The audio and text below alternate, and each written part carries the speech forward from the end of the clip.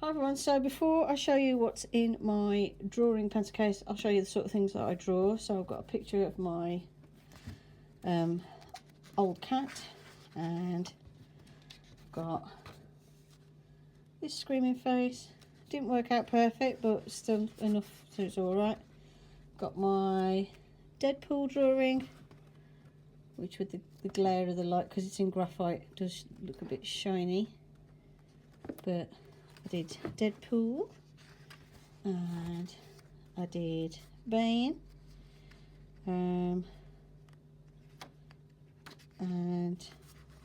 this one, as you can see, it's a bit darker when the light's not shining on it so much. This one, I started this one of Scarlet Witch and then got bored and abandoned it. I might finish this off at some point, I don't know. Superman, kind of went wrong that one, but don't matter. It's only a sketchbook. And this one, don't like this one. And unfinished one of Batman. And that's what's in my sketchbook. So let me show you the sort of things that I like to use to draw those portraits. So if I just move you down a bit and we'll have a look at the equipment that I like to use for drawing. You'll have to excuse if you see paws and fur. I have a kitten on my desk who wants to be here apparently. So in this pencil case is the stuff I use for doing portraits. So first of all, I've got this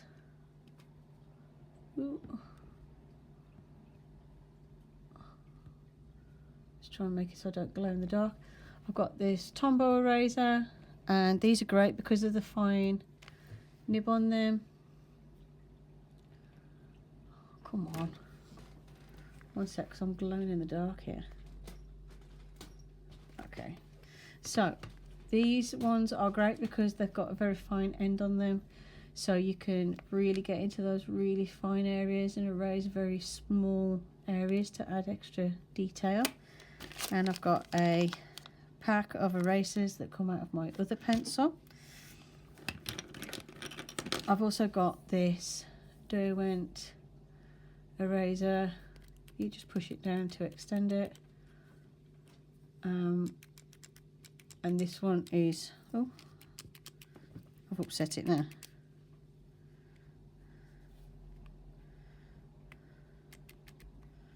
There you go.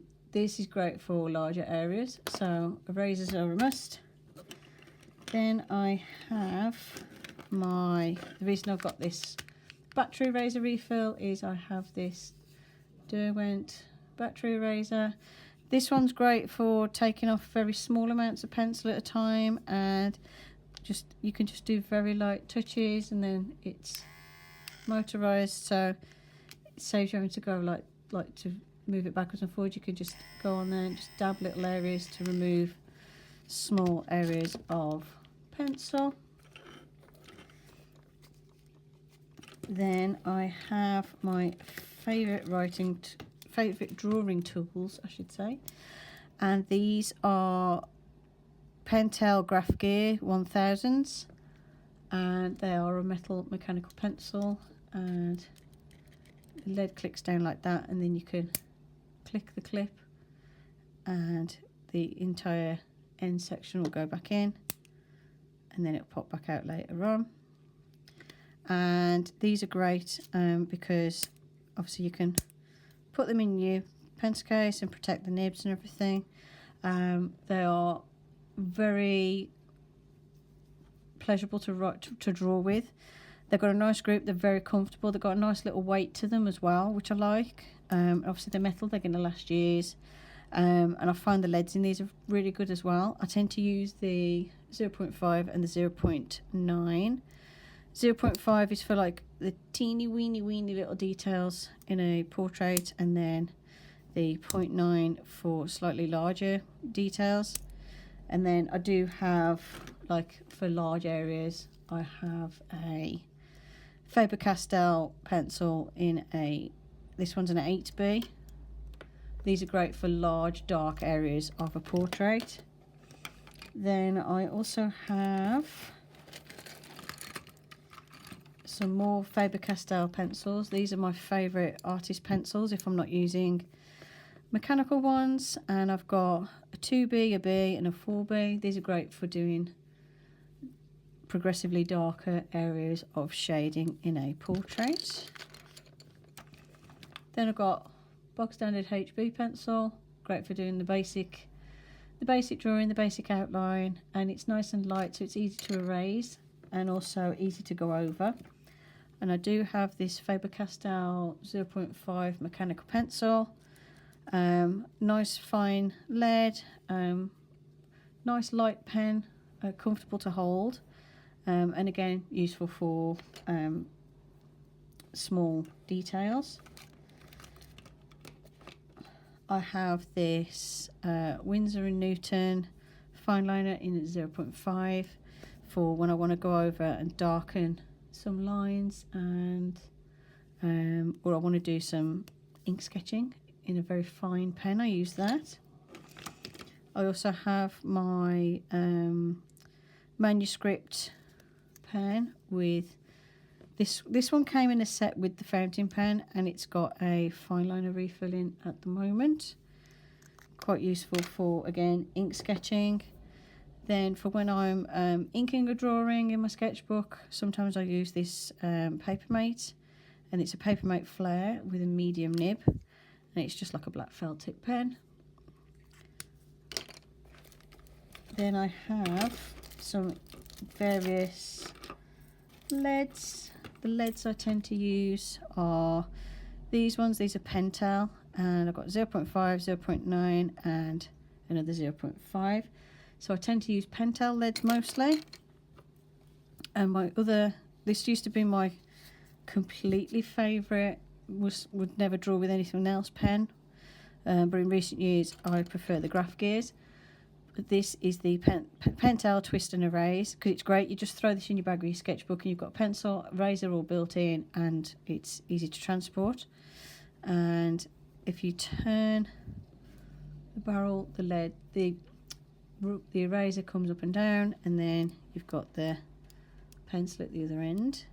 The only thing I don't like these is, as you can see, the rubbery grip just gathers bits and gets really irritating and grimy and gritty. Oh man, I've just pulled the end off. Didn't want to do that. One advantage, as you can see, is you can store a load of lead in it.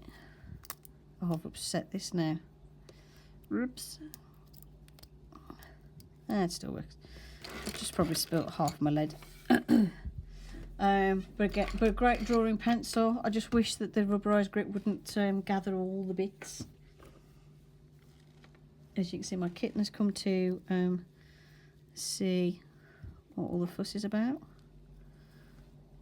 But yeah, I have to keep cleaning the rubber grip on this, which is what's annoying. But great pen for drawing with. Great pencil, I should say. Now I have got this jelly roll with a white in white to do some like little highlights, like the little white dot in the eyes and stuff. And I've found this has been the best white pen so far. I've tried many different white pens. I've even used like Poscas and stuff. This is also in my pencil case. And it's always been a bit hit and miss, but when you want those really bright highlights like in the eyes, I find these little jelly roll ones are quite good, and I've tried many white pens.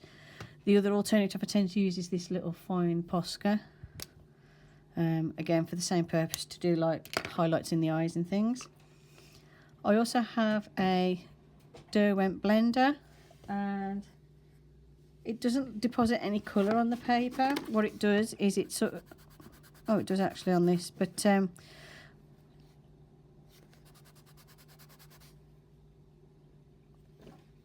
okay, ignore what I just said. But yeah, I use this for blending in areas and adding to the drawing, or I'll go over the top of the drawing with it. Oh, this one is in a white, that's why. I have got one that doesn't have a colour, but I do like these blending pencils. I also have plenty of putty erasers. Now these are great for really fine areas because you can mould the eraser to a really fine point, and then just use that to just very gently lift up tiny bits of graphite to add details to your drawings. They're always useful to have in your pencil case. And I've got some more Pentel lead in the 0.9. I also have a cute little sharpener from Kenji, and it's just a cute sharpener to put in my pencil case. And then I've got this one that's more useful for multiple purposes. So it's got it can sharpen like mechanical pencils and stuff to a really small point. And I'll see if I can empty it.